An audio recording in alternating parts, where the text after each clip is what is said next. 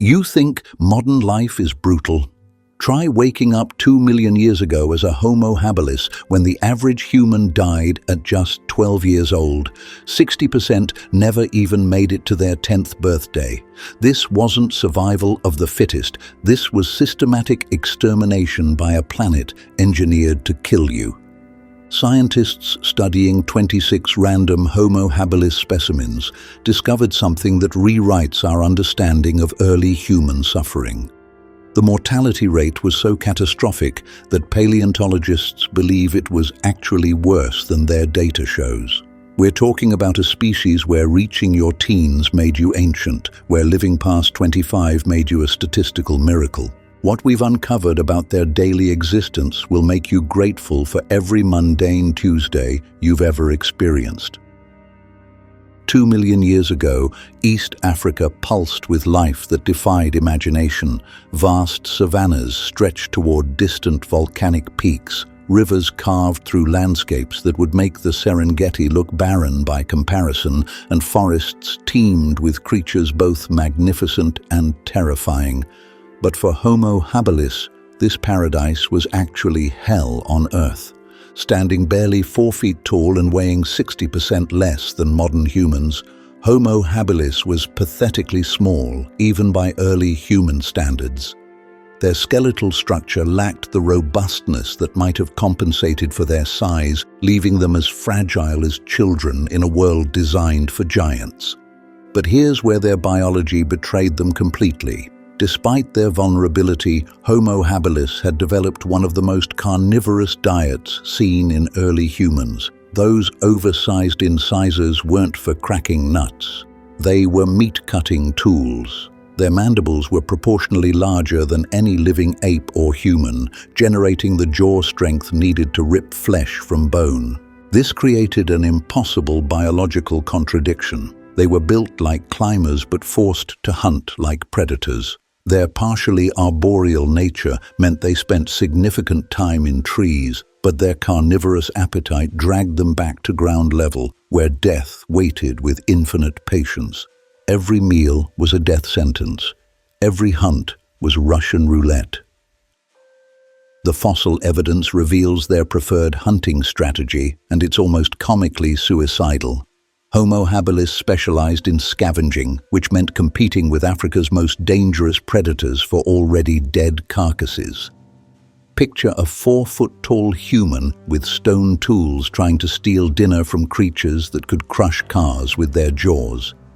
Paleontologists determined that at best, Homo habilis could reliably defend kills only from jackals and cheetahs. Everything else on the African savanna could take their food and frequently took their lives in the process. But the real nightmare wasn't the competition for food, it was what showed up to contest those carcasses. East Africa 2 million years ago hosted over 30 different predators that actively hunted early humans. Each one had evolved its own signature method of dispatching our ancestors. The most prevalent killer stalking Homo habilis was Megantereon, a jaguar-sized saber-toothed cat that made modern big cats look like house pets. Despite being jaguar-shaped, Megantereon was more heavily built with lower limbs the size of a modern lion's. Those massive paws ended in recurved claws designed specifically for pinning struggling prey. Once those claws sank into Homo habilis flesh, the victim experienced an array of sharp, serrated teeth, including 2 enlarged canines that would pierce the throat, severing major arteries and nerves. Death usually came within seconds through blood loss and shock. But Megantereon had a second, more terrifying killing method. Fossil evidence from actual human specimens shows puncture marks to the occipital bone, the back of the skull. The angle of these bite marks proves the attack came from the front, meaning Megantereon literally put entire human heads inside its mouth. This attack killed through complete suffocation, covering the nose and mouth with the saber-tooth's jaw, while simultaneously crushing the skull and damaging the brain. The carbon isotope analysis of Megantereon remains shows elevated levels that directly prove it was killing and eating more Homo habilis than any other predator of its time. As if one species of saber-toothed nightmare wasn't enough, Homo habilis also contended with Homotherium and Machairodus.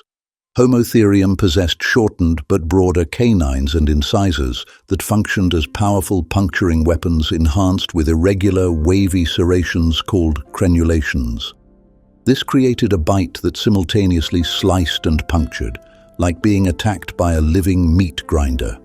Machairodus was even worse, one of the largest felids that ever existed, with some specimens reaching 405 kilograms, comparable to male polar bears. At this size, even a casual paw swipe could kill an adult Homo habilis instantly. Many victims appear to have been targeted while young, and escaping by climbing trees was impossible because despite its massive size, Machairodus was a better jumper than smaller, more agile cats. Its legs were too short for long chases, indicating it relied on powerful leaps to catch prey. When 900 pounds of saber-toothed cat could jump higher than you could climb, nowhere was safe. The saber-toothed cats were just the beginning.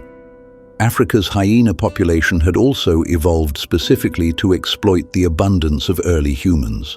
Pachyrhinoceros was one of the largest hyenas of all time, averaging the size of a modern lioness, but possessing one of the strongest pound-for-pound bite forces of any terrestrial mammal. This bone-crushing bite meant easy access to marrow, so Pachyrhinoceros appeared at virtually every carcass Homo habilis tried to scavenge. Worse, they hunted in coordinated packs and, like modern hyenas, often ate their prey alive. But the truly terrifying hyena was Chasma porthetes, nicknamed the running hyena. This creature possessed limb construction nearly identical to modern cheetahs, making it capable of extreme speeds. Its razor-sharp teeth had edges shaped like those of big cats, and as a hypercarnivore, over 70% of its calories came from meat. Homo habilis, by contrast, was a terrible runner. At best, they could manage some degree of endurance running, but against a pack of cheetah-speed hyenas with bone-crushing jaws, running was futile. The terrestrial predators were nightmare enough, but Homo habilis made their situation exponentially worse through their fondness for fishing. Not with spears or tools, they caught fish with their bare hands, which brought them directly into contact with the most terrifying predators of all, giant crocodiles. Crocodylus anthropophagus, the name literally means human eater, was larger than modern saltwater crocodiles, reaching 7.5 meters in length and weighing around 1.5 tons. For comparison, the longest recorded living crocodile measured only 6 meters and weighed 1.1 tons. Direct evidence proves this monster's diet preferences. In one fossil formation alone, 2 juvenile Homo habilis were found with severe damage to their legs and feet that perfectly matched anthropophagus teeth. These crocodiles would ambush humans at water's edge, target their legs, then kill through drowning or death rolls that literally ripped limbs from bodies. Fighting back was impossible. Anthropophagus was covered in sturdy armor and possessed 2 prominent ridges above its eyes that made it not just lethal, but visually terrifying. Its bite force was proportionally devastating, powerful enough to crush bones and tear apart anything unfortunate enough to enter its domain. Even larger was Crocodylus thorbjarnarsoni, reaching 8 meters in length and holding the record as the largest crocodilian species ever discovered.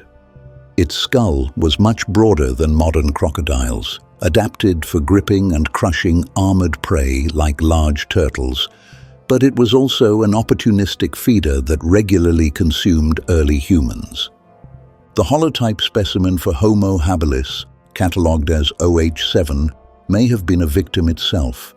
Its foot and leg bones show large, broad, deep puncture wounds consistent with giant crocodile teeth. Like the other specimens, OH7 lost its limb in this violent attack and died from the injuries. But OH7's death was even more brutal than a simple crocodile attack. Analysis of its parietal bone revealed shallow groove marks that didn't match crocodile damage.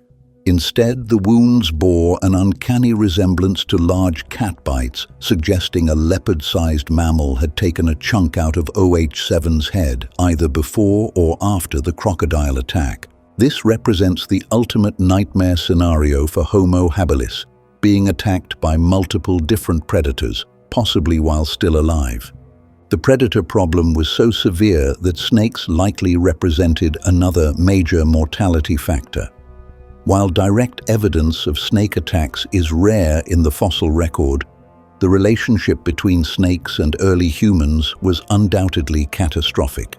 Modern Africa sees tens of thousands of snake-related deaths annually, and in uncontacted tribes, snake attacks remain the highest source of mortality for specific groups. Some scientists believe snakes were so problematic for early humans that they triggered an evolutionary arms race, with enhanced visual detection systems developing specifically to spot camouflaged serpents. Primates may be literally hardwired to fear snakes, according to recent studies suggesting this threat shaped our neural development over millions of years. As if the predator gauntlet wasn't enough, Homo habilis also faced death from territorial herbivores and omnivores. Prehistoric rhinos, hippos, giant warthogs, elephants, and giraffes didn't actively hunt humans, but they killed them regularly during territorial disputes or chance encounters. Even in modern Africa, herbivores cause thousands of human deaths annually. 2 million years ago, when these animals were larger and humans were smaller, the casualty rate would have been exponentially worse. The carnivorous diet that forced Homo habilis into this deadly ecosystem also destroyed their health directly. Of 26 individuals studied, only 40% had decent teeth. The rest showed severe enamel wear, chips and cracks, and the oldest specimen was only 25 years old. Multiple examples exist of individuals under 10 years old with major dental problems. One 17-year-old specimen had dental damage twice as severe as what modern elderly humans with poor hygiene typically exhibit. This widespread destruction came from their diet of flesh, bone, and tough plant material, combined with their lack of choice in food selection. Being effective scavengers meant eating whatever was available, regardless of its impact on dental health. The environment itself conspired against Homo habilis survival. During the Pliocene, Africa experienced intense climatic fluctuations resulting in increased coldness and aridity. Food became increasingly scarce, leading to systematic starvation that forced populations to rely more heavily on dangerous scavenging. As the climate worsened, predators became more violent due to ecosystem stress, making every food acquisition attempt even more lethal. The competition created by these changes may have also led Homo habilis to experience fatalities from their closest relatives. Homo habilis remains have been found alongside 3 other human species, Homo rudolfensis, Homo erectus, and Australopithecus, plus Paranthropus boisei. Evidence suggests these interactions sometimes ended violently, with at least one known Paranthropus specimen definitely killed by Homo habilis. But in confrontations with other human species, Homo habilis was severely disadvantaged. They were the smallest human species of their time and least adapted for terrestrial life. Any ground-based confrontation favored their competitors. Homo habilis also had the second smallest brain of any human species, averaging between 500 and 687 cubic centimeters, 25% smaller than Homo rudolfensis, and sometimes literally half the size of Homo erectus brains. This intelligence gap translated into technological disadvantages. While Homo erectus had controlled fire, picks, knives, and cleavers, Homo habilis possessed only simple stone tools. In any conflict, they were outmatched before the fighting even began. The mortality statistics paint a picture of systematic extinction. According to original studies, the worst mortality occurred around age 10, when individuals entered a phase of maximum death rates. Reaching 10 years old already made you one of the lucky ones. 40% died before reaching double digits. Factoring in juveniles and infants, researchers believe 60% of all Homo habilis died before age 10. This means the average 12-year lifespan cited in studies was actually optimistic. The real average was likely even lower. How did a species with such catastrophic mortality rates survive for nearly 700,000 years? The answer lies in their technology and social organization. Despite their limitations, Homo habilis tools did allow access to bone marrow and tough plant materials that other species couldn't exploit. A 1.7-million-year-old windbreak or rough hut may have been constructed by Homo habilis, suggesting they developed strategies to cope with worsening climatic conditions. Most importantly, group sizes may have reached up to 85 members. These large social groups provided protection through numbers, reducing the chance any individual would be selected by predators. But even these adaptations weren't enough. The fossil record shows that despite their innovations, Homo habilis remained trapped in a death spiral of environmental pressures, predatory violence, and resource competition that made survival nearly impossible. Looking at this evidence, it's clear that being born as Homo habilis represented the ultimate biological lottery loss. You would face a 60% chance of dying before age 10, constant threat from over 30 different predator species, competition from larger, smarter human relatives, dental destruction from dietary necessities, and environmental conditions that made basic survival a daily miracle. The fact that any Homo habilis lived long enough to reproduce seems almost impossible. The fact that they survived as a species for nearly 700,000 years suggests a level of resilience and adaptability that defies comprehension. Modern humans complain about traffic, deadlines, and social media. Homo habilis faced saber-toothed cats, bone-crushing hyenas, giant crocodiles, and systematic starvation while trying to raise children who had a better chance of dying than living to see their next birthday. Every day you wake up in the 21st century, remember that you won the evolutionary lottery.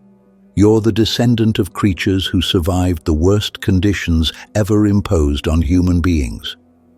Your existence today represents the triumph of 2 million years of ancestors who refused to give up despite facing odds that would have broken any rational creature. Homo habilis lived through hell so that you could worry about Wi-Fi passwords and traffic jams. In the grand scope of human suffering, there has never been a worse time to be human than 2 million years ago in East Africa. The next time someone tells you these are the worst times in human history, remind them about our ancestors who considered living to age 12 an achievement worth celebrating.